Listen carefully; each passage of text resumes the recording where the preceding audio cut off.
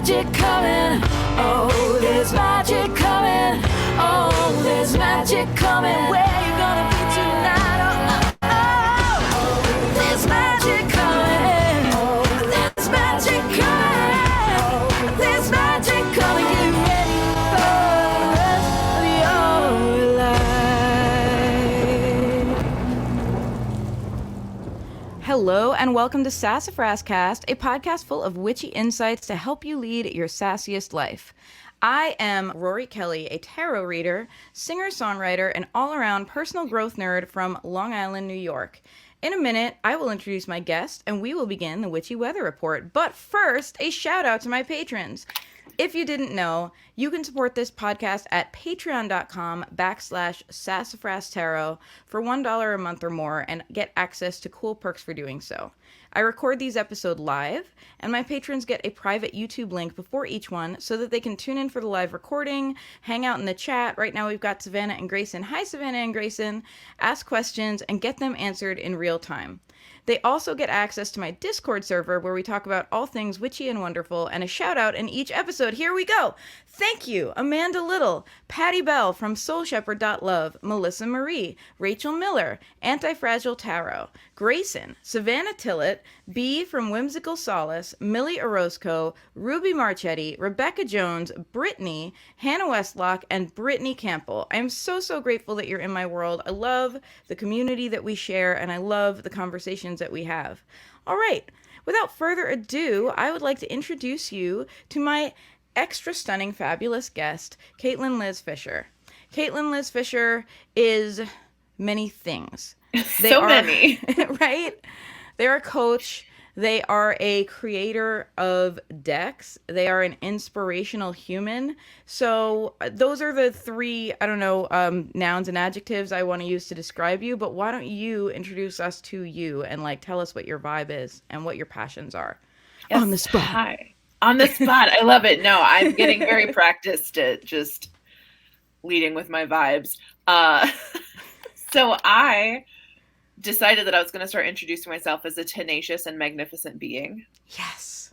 So we'll start with that. I am tenacious and magnificent. So I am a disabled neurodivergent queer coach for disabled neurodivergent queer creators to prioritize their passion projects and work on their passions sustainably in the face of our capitalist hellscape. Because just put it out. I love you. Thank you. It's hard out here to do the things you love when society is like, oh, you should turn every single hobby into a hustle. Oh, you have to be fucking incredible to be. Can I swear? Yes, you absolutely can Okay, swear. great. You have to be like the exception if you're gonna go off book and away from the status quo. Like if you're not gonna follow a very prescribed plan, you must be the Bill Gates of what you do. And I'm like, so that's fucking tiring. We can't do that.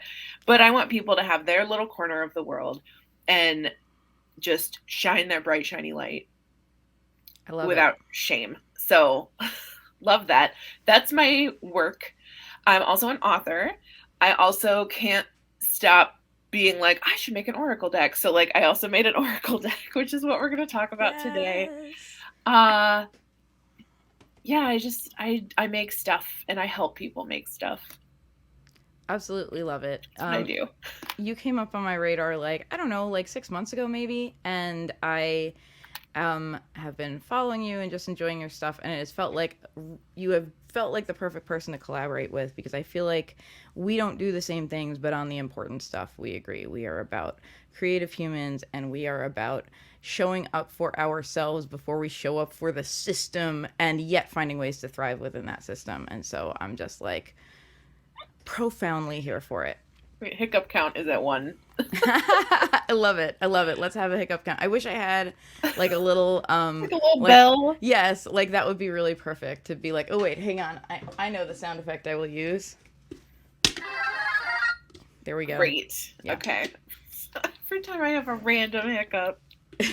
We're ready. Now Yes. Nintendo's gonna come after me with copyright lawyers. What are you gonna do? You bought that. You can use that. Indeed.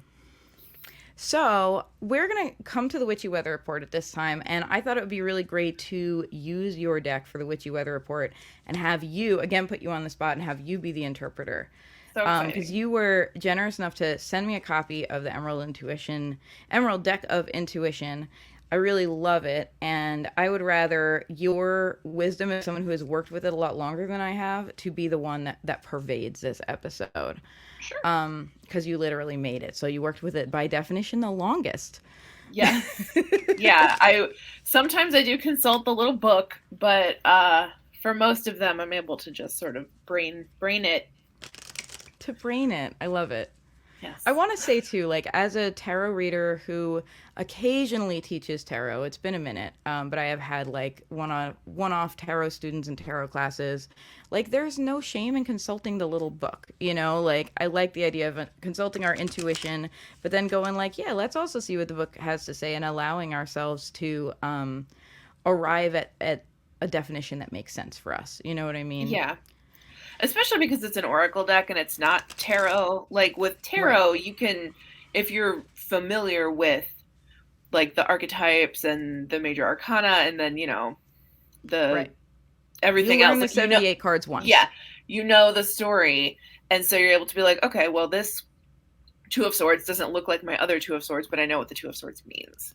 Yes. And then for me that becomes very like rich with meaning because I'm like excited to be like this doesn't look like my other two of swords, so how does this particular deck interpret it and how will I interpret that interpretation? And not every reader does that, but I do. I'm like, "Yes, let's go deep into the art and the symbolism." I like it.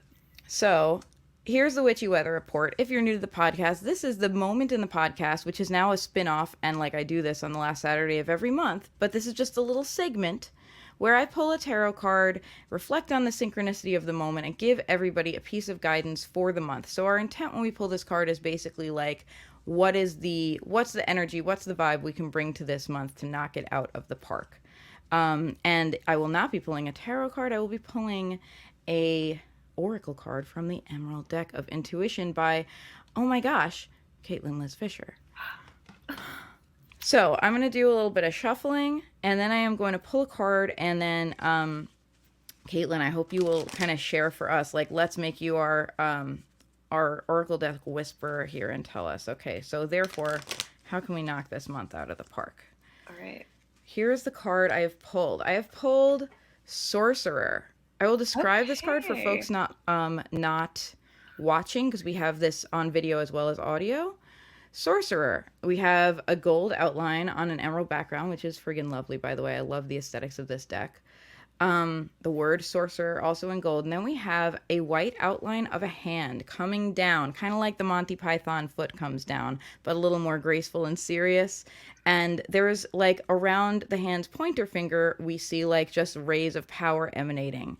Then at the bottom of the card, in the direction of the pointer finger, is a beautiful golden moon.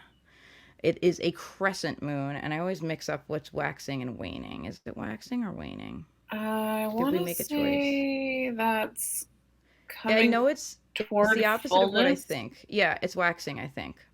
Yeah, Yeah. waxing moon. I'm also bad at knowing which direction the I moon is I going. just know I know that like the visualization of a waxing moon is the opposite of what my brain wants it to be, and that works for me. I do know we are currently waxing. We have a full moon coming up next week. Yes. So that's nifty. So Yes. tell On us the about 18th. the sorcerer card and tell us how we can apply this in our everyday lives. Okay, so to anyone who like plays RPGs such as Dungeons and Dragons, this card has, well, this deck has three sort of magic user class cards in it. So we have Sorcerer, Wizard, and Warlock. And the Sorcerer is the one who was born with magic. So this is a card. A wizard learns magic through study, and a warlock is granted magic by an outside force. So when you get any of those cards, it sort of talks about like your innate talents versus honing your talents through study versus like kind of be wary of people who like promise you growth because like you have to show up for yourself. That would be warlocky. I have ADHD. We're going all over the place. But the sorcerer I is love it. about your innate magic, your innate intuition, your innate talents. And so I'm very happy that this was our witchy weather report card, because I can really speak to it and say that like this month is going to be about getting quiet, listening to your own intuition, your own talents, and trusting that you have everything that you need already. Oh, I love it. I'm Yeah, very like, here for, like, lead me home. yes, like you don't need to wait for the perfect plan.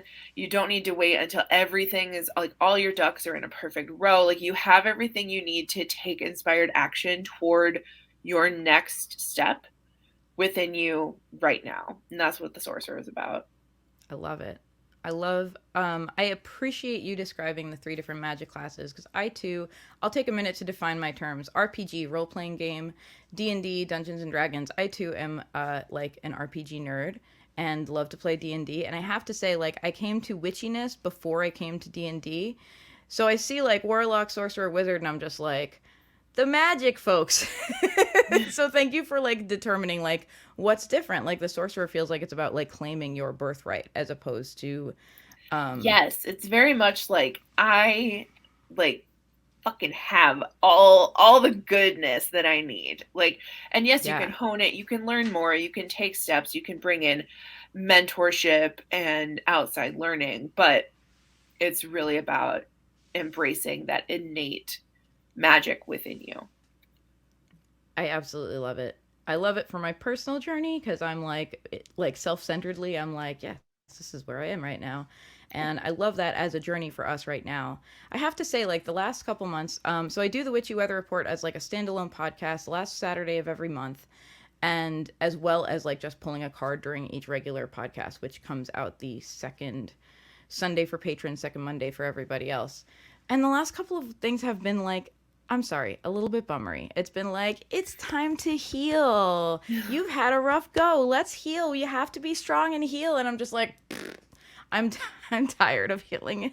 I'm here for it. I want to heal, but we all know that like the real work of healing is actually really hard work, you know, and can be It is. painful. And I love getting to the point that's like, claim your magic, bitches. That makes Yes. me really happy. Yeah, that's kind of my whole vibe. It's just like you have it within you. Like we're gonna embrace it. I love it. I love it. And I'm going to launch into like kind of an interview, very loose, and if you in the chat have anything to ask or comment or share, I would love to get your input in this interview because we didn't plan or anything. We didn't. We're just Beyond me here just like on warning vibe. Caitlin that I will be like peppering them with questions and like, here's the way the show flows, okay, bye. But I want to share that right now for me, I'm on a taking my own advice kick. And at the very beginning of the year, those of you who are regular listeners remember, I did my New Year's episode. You should also listen to Caitlin's New Year's episodes where they basically are just like the hell with typical resolution culture and like really like dig deep into like what actually matters and what sucks and is just like projections from society. Anyway, squirrel. Importantly, like what I mean to reference here is that I shared a process of like, here's a way to go after a goal. I think this was either in the bonus episode or possibly in the Which You Got This section that involved both three things. It was releasing, listening, and drawing. And so releasing the stuff that is holding you back from your goal, then doing a listening practice around your goal, whether you're listening to your higher self or entities you work with or all of the above. I'm doing all of the above because I'm an overachiever. And then drawing, like drawing the stuff you want to you, you know? But the idea that first we can make space. First we make space for what we want. And then we have a think and make sure we really want what we want. That it's not something that you talked about a lot in your New Year's episodes. Like, is this really a goal that's going to make me happy, or is this a goal that has been pushed on me by society, you know? Yeah. And so I'm like, right now, rather than doing this in any kind of a timely fashion, I have been putting out fires all of 2022. So right this minute, like I'm finally doing my releasing, listening, and drawing practices. And I'm right smack in the middle of 9 days of listening. And it's really looking like a lot of journaling, a little bit of tarot pulls, and a little bit of meditation. And I have to say that, like, being where I am right now, having just released a bunch of stuff about like, limiting beliefs, ideas that I have to change myself in order to succeed, those kind of things. Um, and now being in a place of like, I'm just going to listen and like get clear on what really is important and matters to me right now. This card resonates so much. This feeling of the sorcerer, like, let's claim a birthright. Like, now that we have released the stuff that got put on and buried that birthright, Yeah. let's reclaim that power and move it into something powerful. So Love for that. me, like, super personally valid, not to make it all about me, but I just wanted to Cool. share, like, that's how that hits for me in a really empowering way.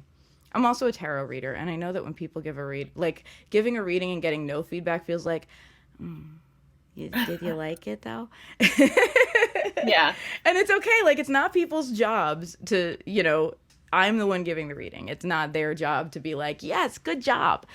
Yeah. It's their I job to do like to know, process. like, if it But I like to resonates. know. Yeah. Like, I Yeah. like to know how it hits.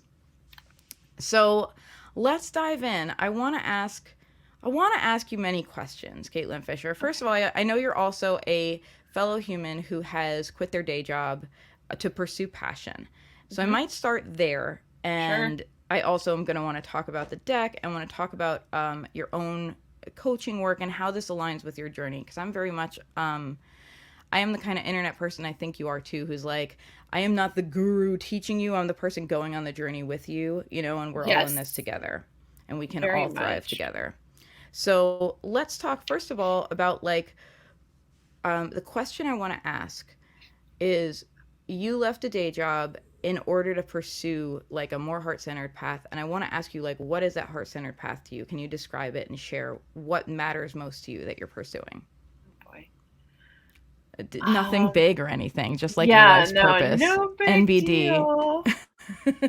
Uh, when I quit, it was because I could no longer work for that company. Like, they had crossed an ethical line, and I was uncomfortable. So I was full time in marketing, and I was uncomfortable being the voice of a company who did not share my values. Mm-hmm. Uh, if you would like me to go more into that, I can.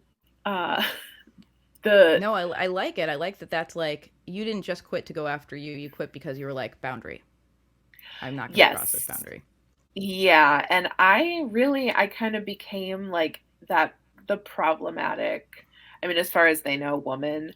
I was not out there. They are not really down with the queers there. So Mm-hmm. that was great. Having pride be listed as a controversial topic that needed Oof. approval to talk about on social media was rad. But um, the big thing was that they barred our social media team from taking any public stance on Black Lives Matter, like, as the company. So we could not, as a company, be like, yes, racism is bad. Right, Uh, like the baseline. Like, yeah, yeah, actually. yeah. So, it's summer 2020 when I quit. Oh wow. And What yeah, can I just say, what a baller move, quitting in the middle of a pandemic. Like, I just want to applaud that. Good it work. was, yeah, it was gutsy, I would say, especially with no backup plan. I was just like, I gave myself a month. So, like, early June is like the protests are swelling and Mhm. shit's going down, and I'm like, we need to make a statement. Like, all of our competitors have made statements, the retailers that sell our products have made statements. It would be acceptable and normal and good for us to be like, hey, we believe Black Lives Matter, we're going to make a donation to the NAACP. I even picked like the Yeah. most chill place to put a donation, Yeah, from like absolutely. a small Christian company. uh and I got so much pushback, and Oh I pushed wow. back harder. I was like, I got Bible verses, I got stuff from other religious people saying like that if you like don't take a stance on Black Lives Matter, you're like part of the problem. I was like, no, like, we have to. And I just got told like again and again, like, no. And then we had these sort of, sorry, I'm just gonna go down this rabbit hole and Please do it. bitch about my job. Yes. uh we got these sort of social media guidelines placed upon us that we, they were like, if anything's controversial, including Black Lives Matter, including Pride, including whatever else it was, they had to get ownership approval before we could post on social media. So they were like, nope, just post about our products. That's it. That's all we do. Right. I actually, we had a great blog about what, like tarot card, or it might have been astrology. No, it was tarot. We did like plants as tarot cards. Oh, that's so cute. Yeah, it was adorable. We were going to do a whole giveaway. My friend did a custom watercolor painting of a tarot card full of plants. Then it got pulled because they were like, this is the work of the devil. Right, because tarot cards plus Christian awesome. company. Yeah, so I was on their fucking list of problem people, especially coming in. I was just like, I got a bunch of facial piercings. What's up? I did not vibe with that company. And I gave myself the month of June to find another job or quit anyway. I was like, I'm quitting by the end of June, regardless.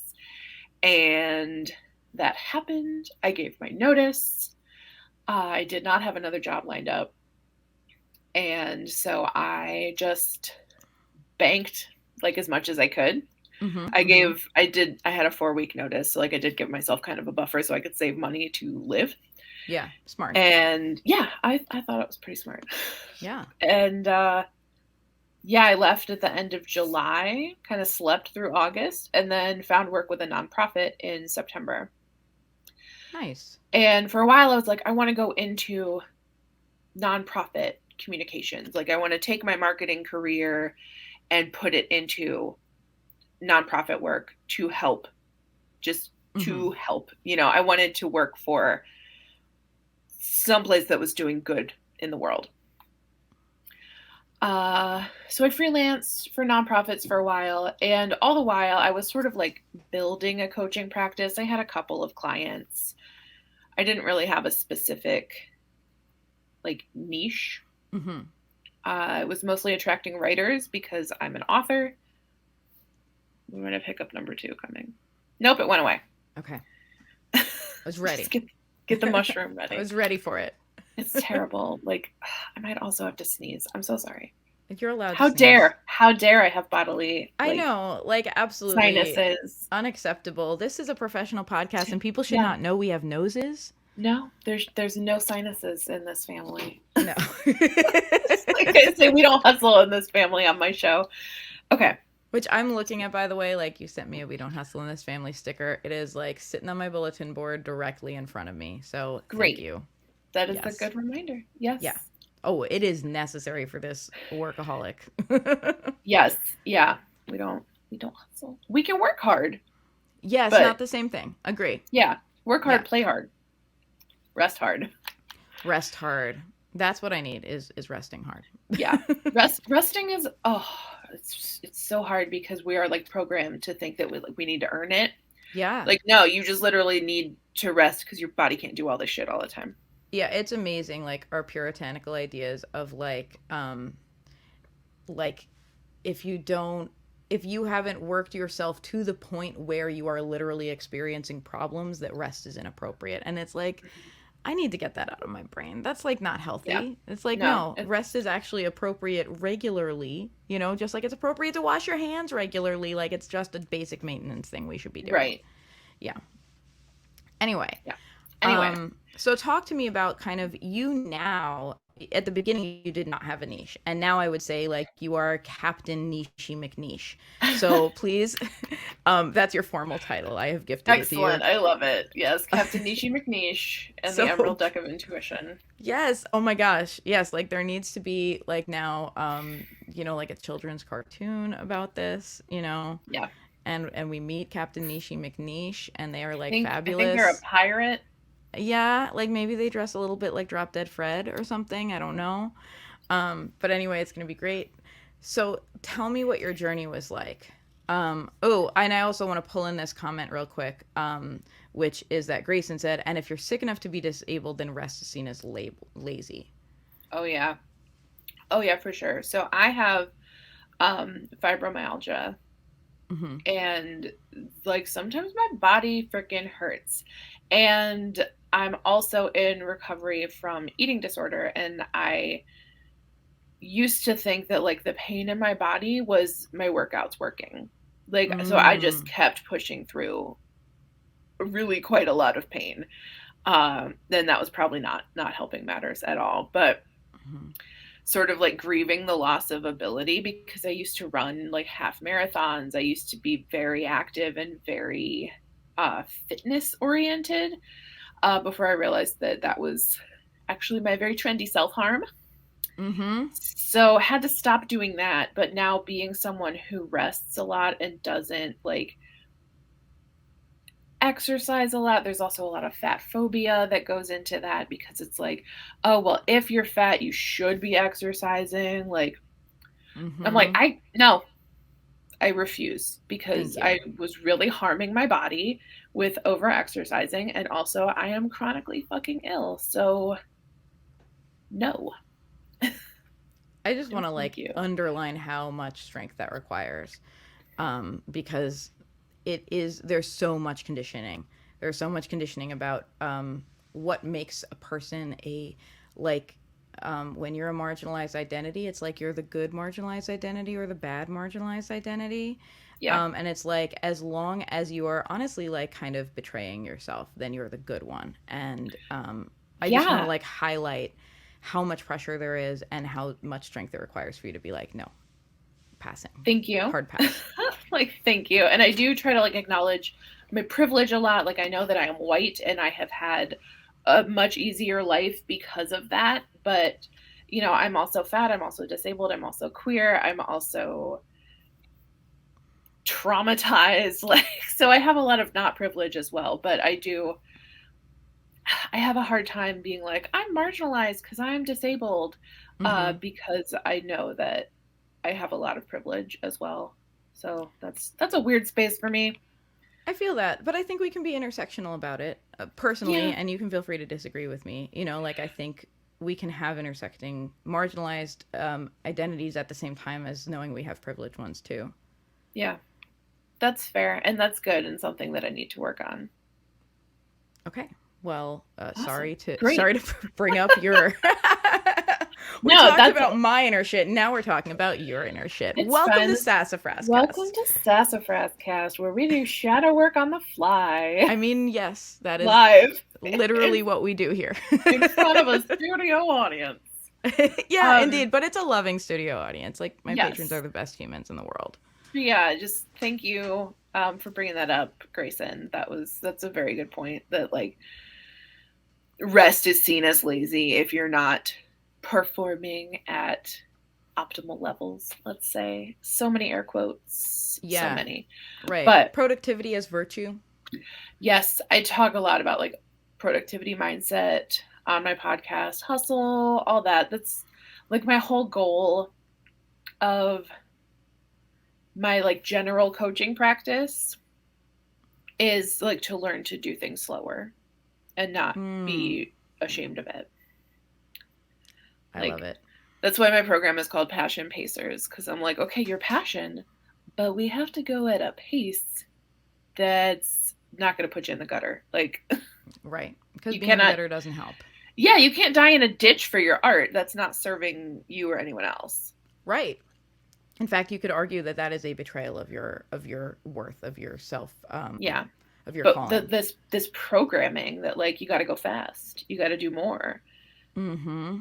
No, I don't have to do more. In fact, every time you tell me to do more, I'm going to do less. I love it. Yeah. I have my cousin Delia, who is often my like artistic and creative partner in crime. Like we've done like a bunch of Second projects hiccup. together. Ooh, we have hiccup liftoff. My cousin has this phrase that she uses, which is slow growth is sustainable growth. And that is a phrase that I have come back to in my panic as someone who is like who freely like shares that like I am a workaholic, recovering workaholic, like whatever.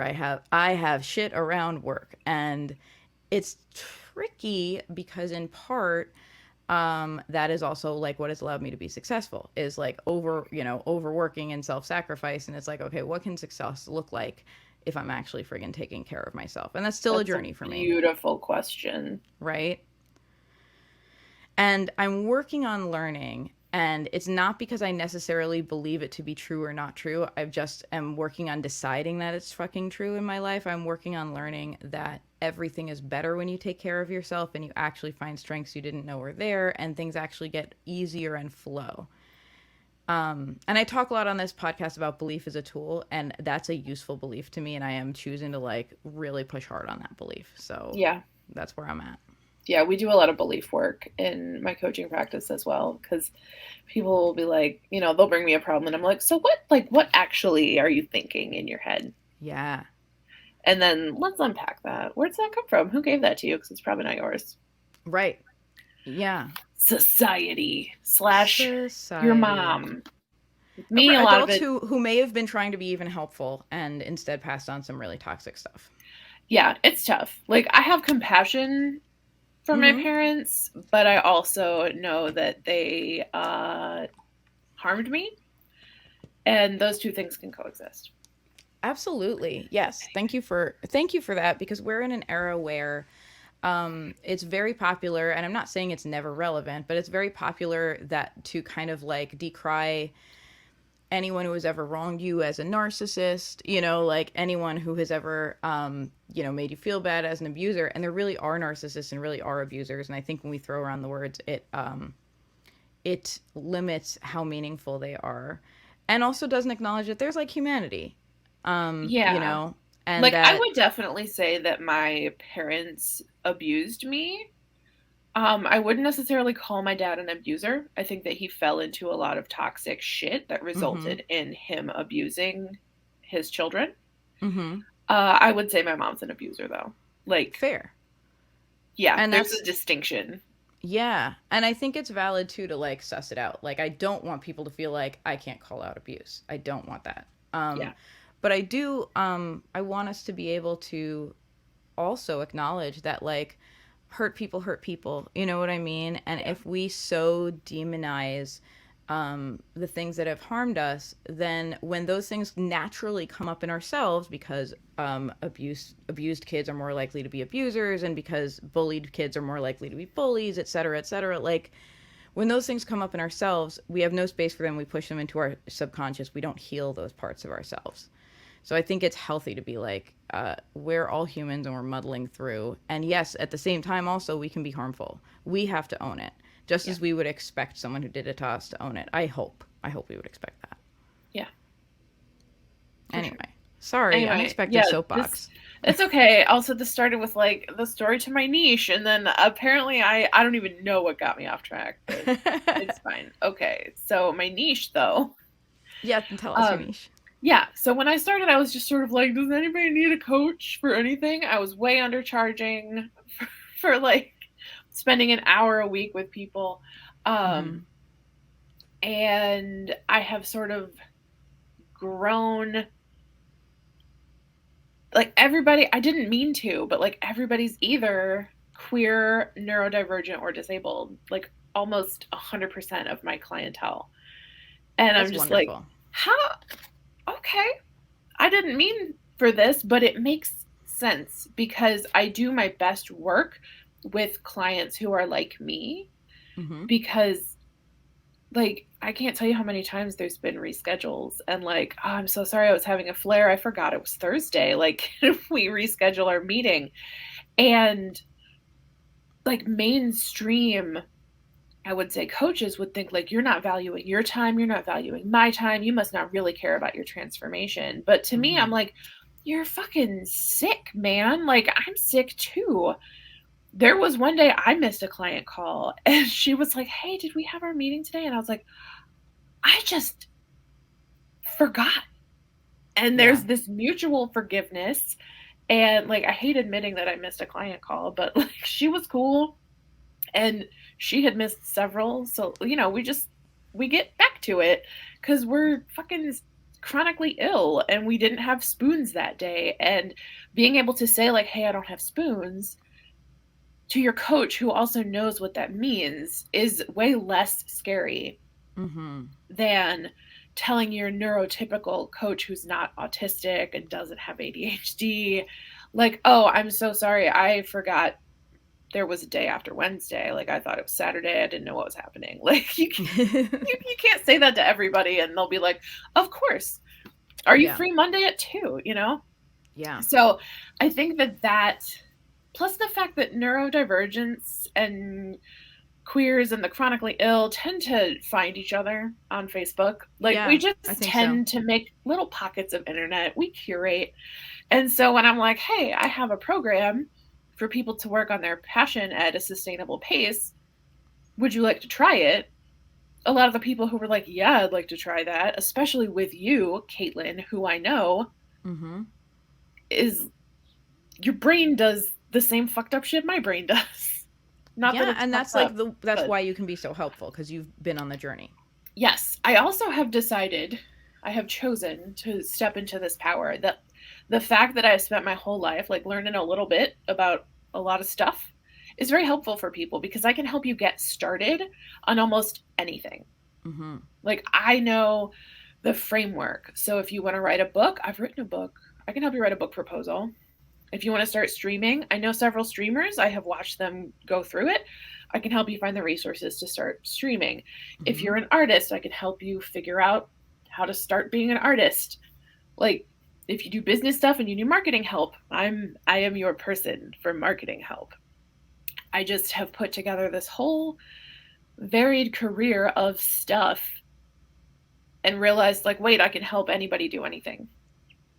I love it. I love reclaiming, like, dabbling and having many interests as a superpower when there's such a prevailing pressure to, like, only do one thing. Otherwise, people don't know what you're doing. And it's like, I think that you have really effectively created a niche and have, like, you've talked about how your target audience just naturally gravitates to you. That's because you're doing it right intuitively.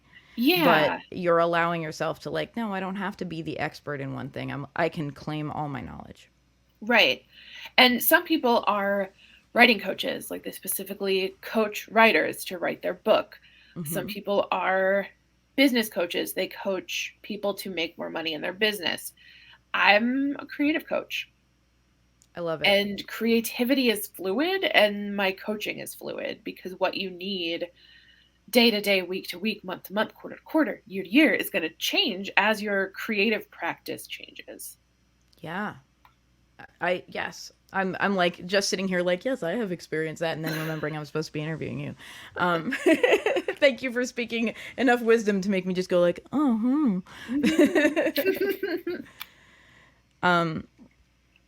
Oh, I love this. And we have a comment from Grayson, which is, I always say I have a wide breadth of knowledge, and it's okay if the knowledge isn't deep about everything.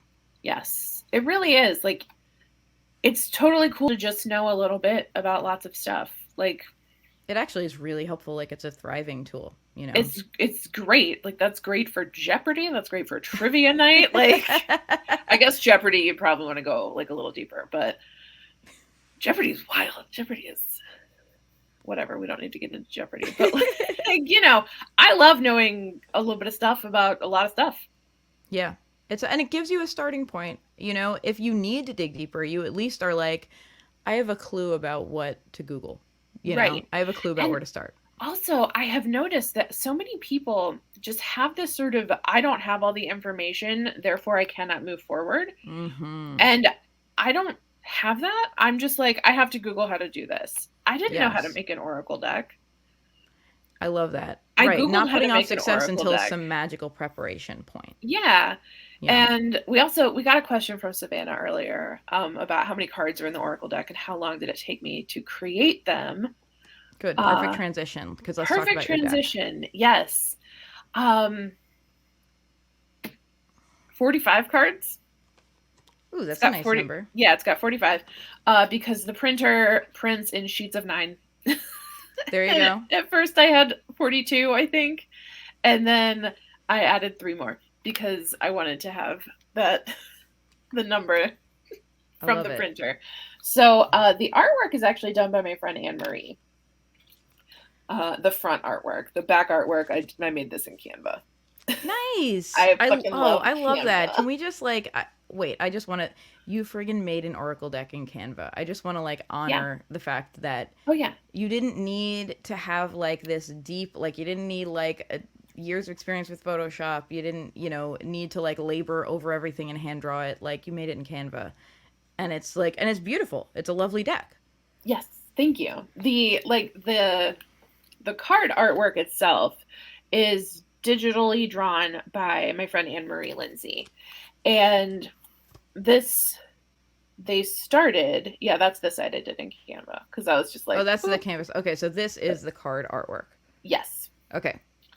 And so Just she showing. did these.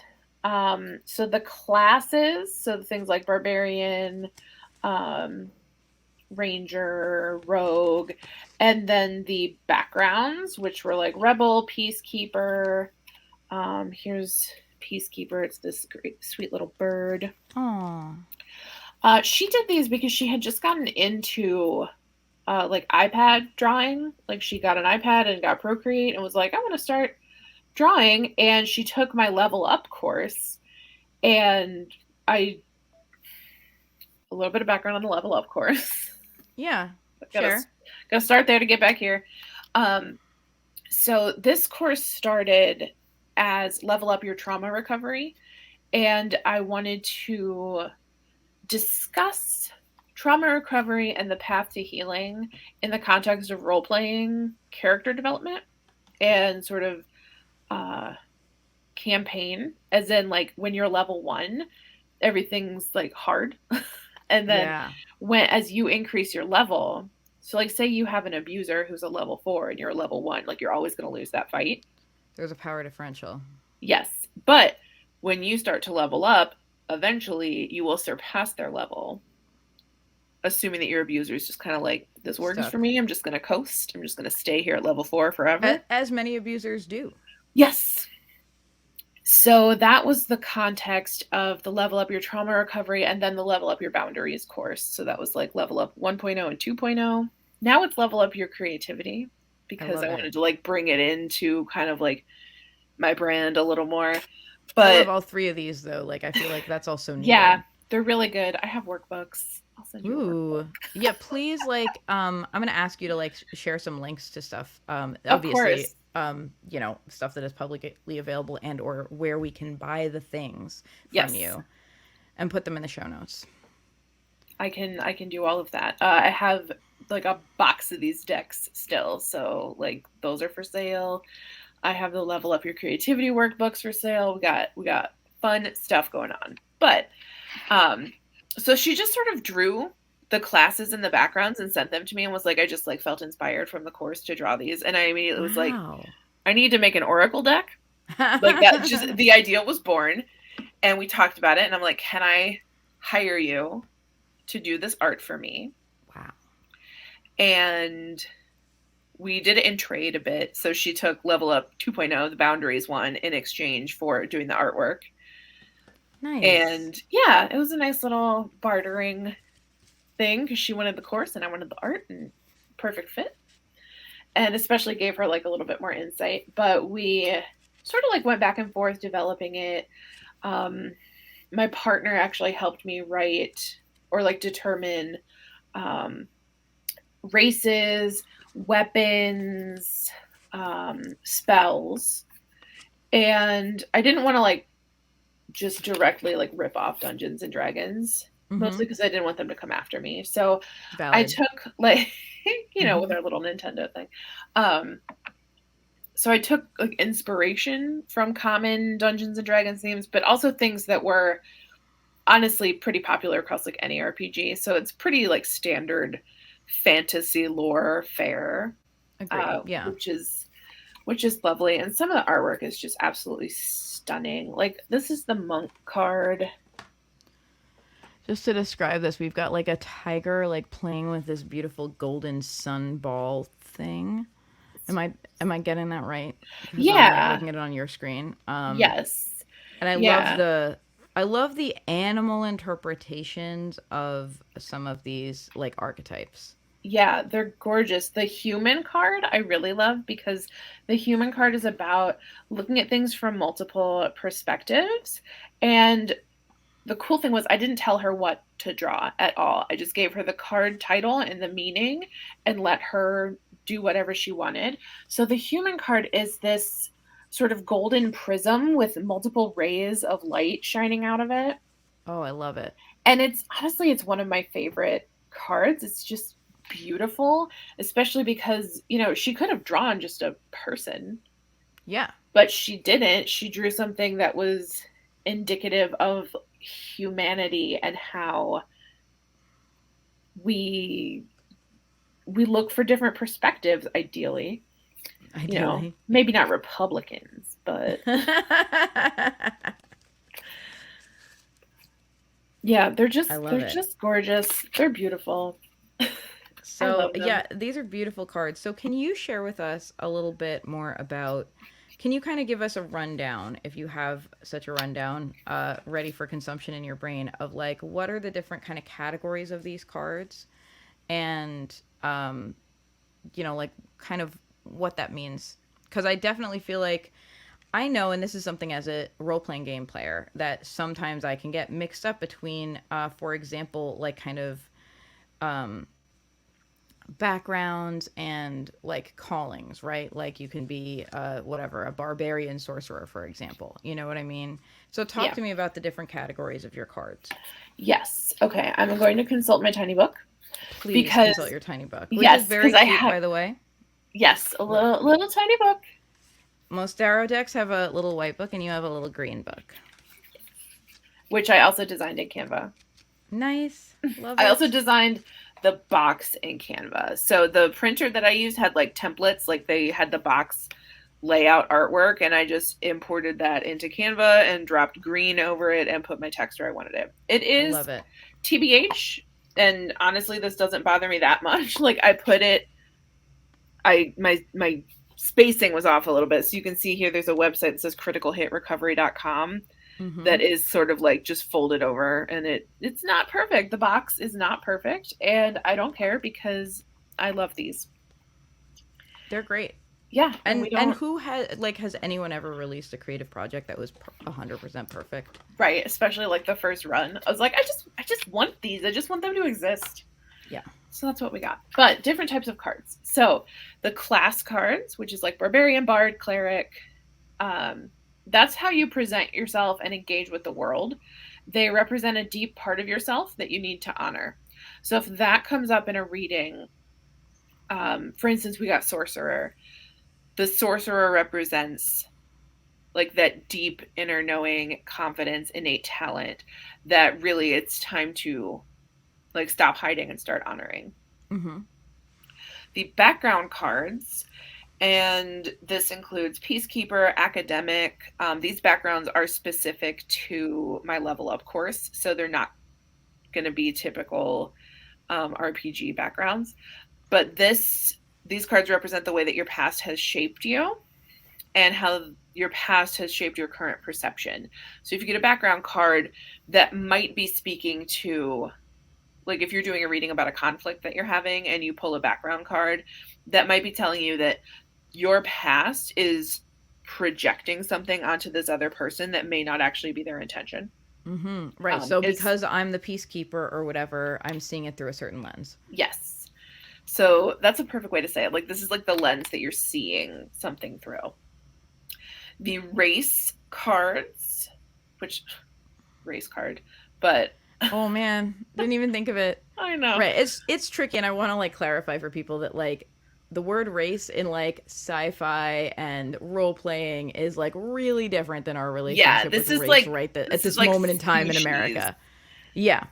So we're talking like elves, gnomes, halflings, dragonborn, human, Nephilim, which is the offspring of an angel or demon and a human. Ooh. That's a good card. The race is an immutable part of your identity and culture and represent how you should approach your current challenge. Love it. Weapons are the way you communicate and take action. They represent how you should communicate to yourself and others and move forward to the next step. So those are things like bow and arrow, which would be like take a step back, assess what you Aim need. before you shoot. Yes, yeah, versus like a dagger, which is like you need to have like kind of a close interaction for this conflict, Mm-hmm. which is rough. I hate the dagger. I Like you just want just to got to go. get in there. Yeah, I just want to go like hide in the sand. I hate conflict. Defense. So this is like armor and shield.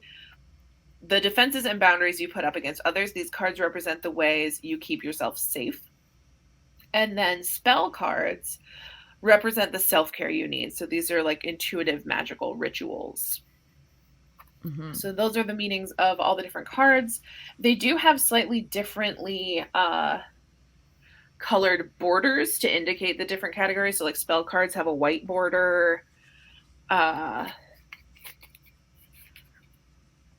The races have like a light yellow or a light gold versus backgrounds have a deeper gold. Let me just drop these. That's fine. Yeah. So, Which I like. That's a nice visual cue, I think. yeah.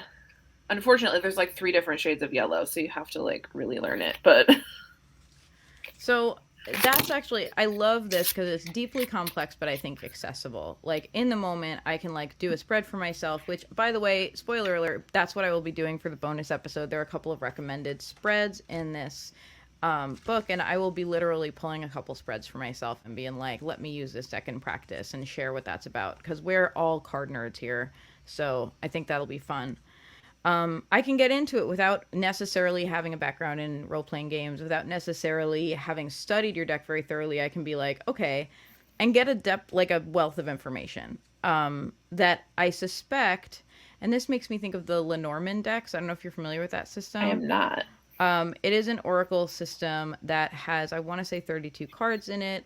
It is based on 32 cards that are in the playing card deck, but has these very particular archetypes.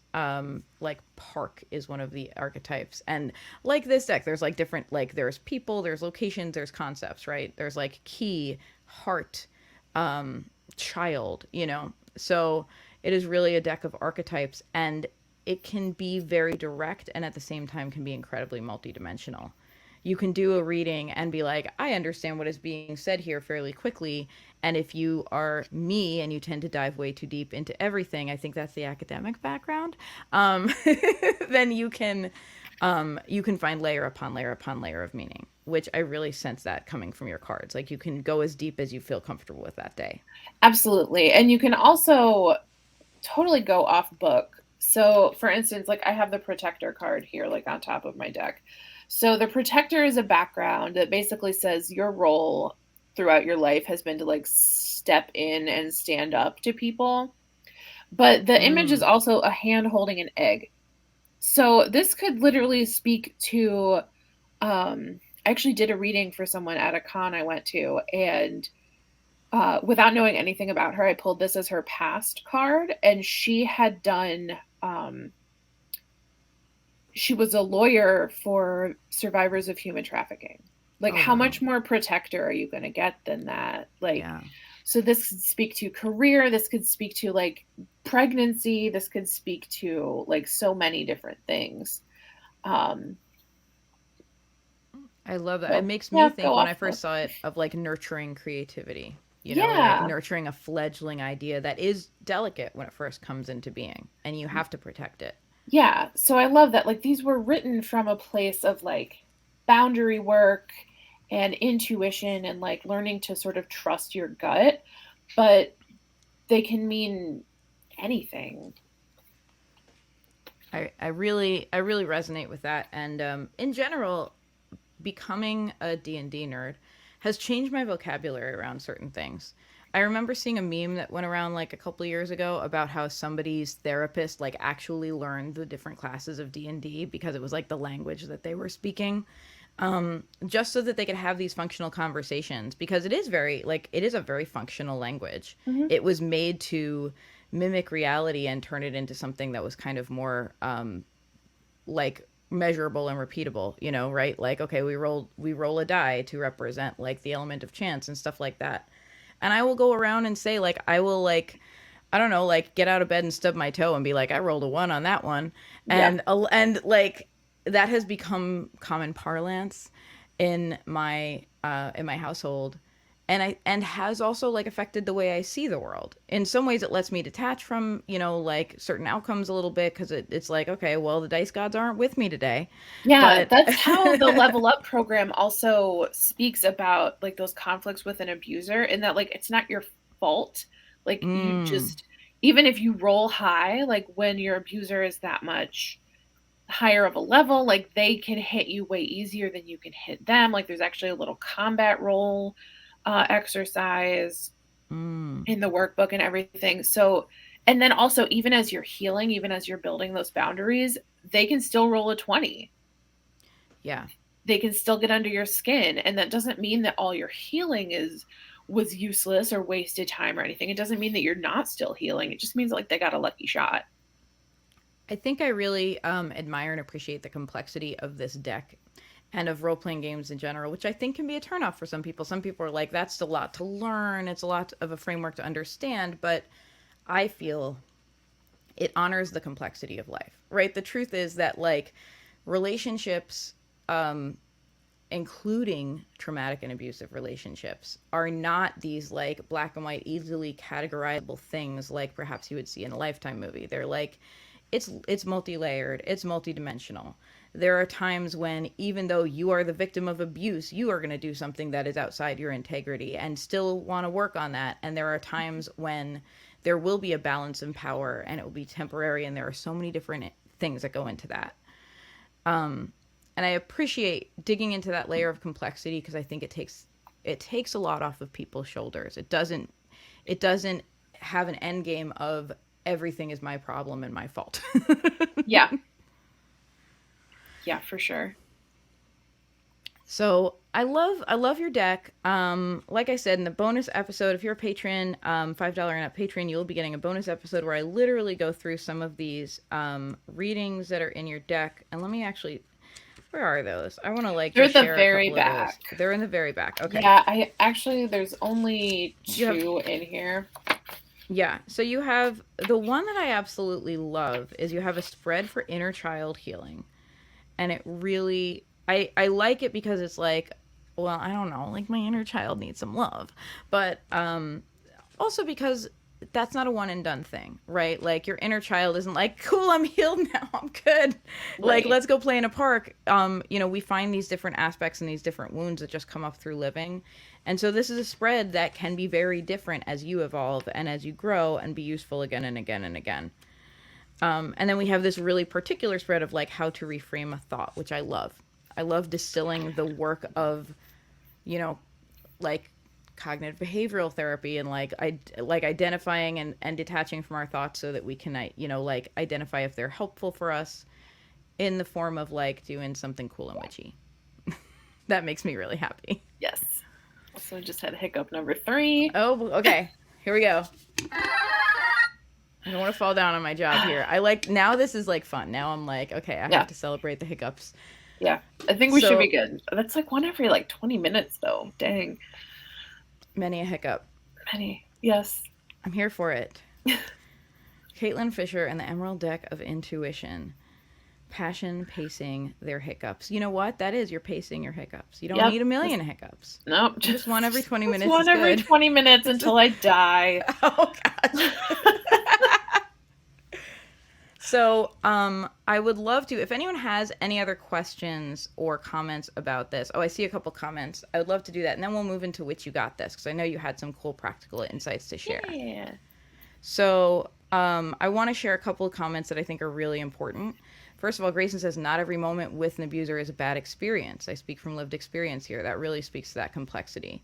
Yeah. You can enjoy their company some of the time, even when the relationship isn't healthy. Yeah. I honestly have spoken to this in the past. Like, abuse requires good times as the mortar. Like, because if it was bad all the time, you would leave. Right. Like, there has to be the promise of it's going to get better. This was like a one-time thing. And then that's how abuse works, is that it continues to draw you in. And eventually there's so many bricks in this wall mortared together with genuinely good emotional experiences. times that it's really hard to leave because you're like, but all the good times. And that's literally how abuse works. Yeah. Yeah, and then you have the like not enviable job of sifting through those memories and like acknowledging like I'm allowed to have good memories from a bad relationship, you know. Yeah. I'm allowed to honor the fact that I could have had a good time and it still not be right for me. And then completely separate, we have Savannah talking about I like main quests and side quests for my to-do list. I love this. Savannah, by the way, is like the organizer queen. Savannah has these amazing, like if you follow her Instagram, which is I think it's Savannah Tillett _, but tell me if I'm wrong, Savannah. She has these like this awesome planning vibe that is like deeply sacred and deeply practical at once, and I love it. So I love side quests and main quests for your to-do list. And also, I'm intrigued by D&D, but I've never played an RPG. I can tell you it's a good experience. It's a lot of fun. I like to say it's like improv, but with dragons. Like it's, I don't know. I have a good time.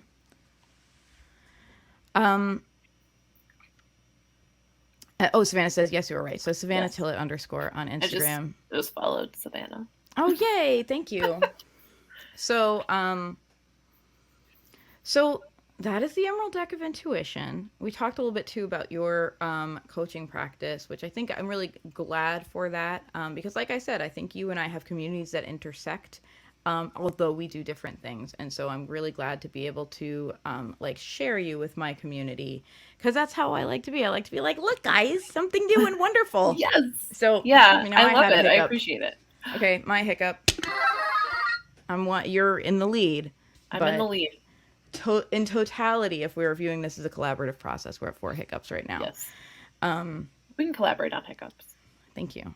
I appreciate that. Because let's be real, like this is the group project, and you've done more of the work. It's okay. Thank you. Story of my life. Making space for me. That oh God, I know. So let's talk about. Let's like leave everyone with a simple practical takeaway because we just like really discussed a lot of big deep stuff, which I love. And if anyone has any comments or questions or thoughts about this show or questions for Caitlin, please contact you can contact Caitlin directly. I'm gonna like have some social media links in the show notes, or contact me and I will like get them answered because I want these podcasts to be a two-way street. But let's talk about which you got this. This is a section of the podcast where we have one practical idea you can implement in your practice right now. So let's talk about that. We talked about a lot of big stuff. We talked about like this deep complexity of our lives and our relationships. We talked about all the different intersecting things that go into a power balance of like both setting your boundaries and owning your creativity and owning your dreams. So let's distill it down. Like, can you offer like some 1 or 2 simple ideas that someone can go for right now? Yes. Cool. And unfortunately, I always have 12,000 ideas. But oh, I feel you. Yes. Don't worry. So speaking as a coach who helps people work on goals, but also being here on a witchy podcast, and as someone who is developing a very baby witchy practice that is growing, my practical tip is that you can start as small as you need to build a practice. So whether that is, I started sort of my moon work by journaling with the full and new moon. And now I have, I don't super journal with the quarters or the crescents or anything, but there's space for that. And I'm creating that space by getting to know moon phases a little better. So, maybe you just journal with the full moon, or maybe you take a bath at the full moon, or just some teeny tiny little ritual that you have to start making space for a practice.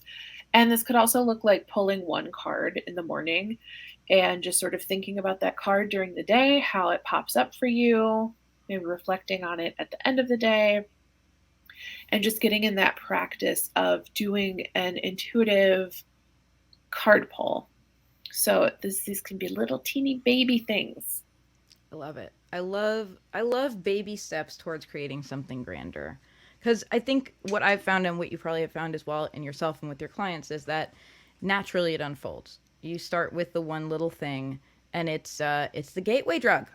It's the gateway drug to everything else. Yeah. So I love that. Thank you for affirming that baby steps are real and valid and work and meaningful. Oh, yes. I'm all about the baby steps. I'll just, yes. Sign off on baby steps. Yes. So I'd like to now share where you can find me and where you can find you. So Caitlin, if I am a human and I want to connect with you on the internet or learn more about what you do, where can I go? Okay. Great. You can, like, if you like my vibe and you want to hear more of things that I talk about, I have a podcast called Run Like Hell Toward Happy. Great And a podcast, blog. by the way. Sorry to interrupt. Thank you. No, that's perfectly fine. I always interrupt for praise. Praise is good. I love words of affirmation. I also have a blog and website at CaitlinLizFisher.com. I'm on Instagram at CaitlinLizFisher, and I have a Facebook group, the Run Like Hell Toward Happy community. That's the best place to come and soak up sort of a creative community vibe. A lot of us are witchy in there. Most of us are millennials. We just hang out and be creative, and it's pretty awesome. And that's a great group. Can confirm. Yeah, so that's where to find me. I have other places, but I'm not the most active on TikTok or Twitter, so I'll just leave you with the places I show up the most consistently. Awesome. So I'm going to make sure to include those in the show notes when the show notes are ready, which by the time, if you're a patron watching this, that'll be sometime in the wee hours of the night tonight because I cram my Sundays super full. Should you? Well, it's full of good stuff, though. Do you have a day off? I do. I have 2 days off, actually. Okay. All right. Yeah, but thank you. Thank you for like, yeah, I welcome. do need the mom friend. Yeah, look at your sticker. Look at your Yeah. sticker. We don't hustle. Yeah. But Sundays are, especially podcast Sundays. I do the podcast every second Sunday of the month. And then I host an open mic. And then I do a live stream called Can't Find My Keys, where I learn the piano live on stream. I love it. It's a lot of fun. Can't Find My Keys is such a clever name for that. Thank you. And it describes how hapless I am. The idea is that either it's going to be a fun experience because I'll play a song well, or it's going to be funny because I don't. And I'm giving myself permission to be like messy on air, which is terrifying, but it has worked out so far. Yeah. So, anyway, so yeah, Sundays are busy day for me, but it's busy day with labor of love, like the difference between working hard versus, overworking, I think. Although, yeah, for sure, there's some overworking in my life too. Anyway, speaking of overworking, here's all the places you can find me. I love when people reach out to me online in all the places. I am on Facebook, Instagram, Twitch, Twitter as @SassafrasTarot, all one word. And you're like, wow, Rory Kelly, good job. You chose the 2 most commonly misspelled words as your brand name. Good work. SassafrasTarot. That's where you can find me in all the places. If you pop that into your search bar, you will find it. You can subscribe to this podcast in the same way, although if you're watching or listening, you probably already took that leap and found me that way. I also want to let you know that if you want to support this podcast, there's a few ways to do that. Free and easy way that you can do as like a level 1 human is to please rate and review the podcast wherever you listen to podcasts. If you could share it with someone, that's maybe a level 2 engagement, someone who might like it, I'd be really grateful. And if you would like to zoom up to level 20 and support this podcast financially, as well as unlocking exclusive benefits, you can do so at patreon.com/SassafrasTarot for $1 per month or more. And that gets you access to extra content, personalized tarot pulls, a witchy Discord community, and more fun stuff. Right now, by the way, we are also working with the Herb Crafters Tarot in our Discord, and I'm just kind of sharing and pulling a card every so often as we go through that deck. That's another thing we love to do, is geek out about nifty decks. Yeah, I'm here for it. Right? I mean, I'm here for witchy geekery. That is 99% of the reason I started a podcast. It was not even I was I have a message to share. It was I think it'd be cool to do a witchy podcast. And I'm grateful for the community that has grown up around it and how it's become a part of my calling. So if you want to reach out, if you have questions, ideas, suggestions, you can find me all those places or email me at sassafrastarot@gmail.com. If you'd like to order a reading, which I'm doing very few of these days because, as we discussed, busy, you can still do so. The Etsy shop is open at etsy.com/shop/sassafrastarot. And as always, I'm going to take you out with a song, and I'm going to go full screen so that Caitlin does not have to be the reaction cam. And I'm going to share a song with you that is really about pushing forward on the sheer strength of deciding that you're worth it. I don't know if I've shared this song on this podcast before, but it is on it's on my current album, Shadow Work, and it's called This Girl. Sorry, but the schedule's full right now. Sorry, but we found somebody else. Sorry, but we can't afford to pay you tonight. Sorry, I had to cancel, I hope it's alright. I'm so far from alright. I come out the other side. This girl won't back down, won't back down. This girl won't back down. Well, this girl won't back down, won't back down. This girl won't back down. Oh, oh, oh, sorry if it really went down like that. I had no idea. I guess it must have been painful for you. Guess you're okay now. I guess I gotta suck it up and press on. Guess I'll be alright. I guess the nightmares will remind me that I got to the other side. Cause I can't live inside the past. The time just goes so fast. This girl won't back down, won't back down. This girl won't back down. Well, this girl won't back down, won't back down. This girl won't back down. Oh, oh, oh, I learned you get punished for sticking out. I learned to be strong and never shut your mouth. I learned the resistance is fuel. I won't let you make me a fool. I use the resistance as fuel. I use the resistance as fuel. I use the resistance as fuel. I use the resistance as fuel. This girl won't back down, won't back down. And this girl won't back down. Well, I use the resistance as fuel. I use the resistance as fuel. I use the resistance as fuel. Oh, oh, oh, oh. So thank you for coming on the podcast, Caitlin. You're a marvelous human being. I'm so glad to share you with my little corner of humans here. It's a good corner. It's a really good corner. I like being in the corner. Thank you. That sounds bad. It sounds bad, but I appreciate. Like nobody puts baby in a corner, but I'm glad to choose to be in your corner of the internet. Thank you. I think of it. It's like a pillow fort. You know, it's like we're throwing some blankets over a table and putting some pillows on the floor, and we have made a little pillow fort of joy for ourselves here. I love it. So thank you, everyone. Thank you, friends who tuned in on the Patreon. And this final version of the podcast with the show notes will be going out Monday. If you're listening to it and it's after Sunday, then you already know that. Thank you so much for listening, beautiful listeners. Thank you for letting us be a part of your lives and spending time with us today. Farewell. Farewell. Bye. No tracks record enabled. Now we're live. Hi, how are you? Hooray.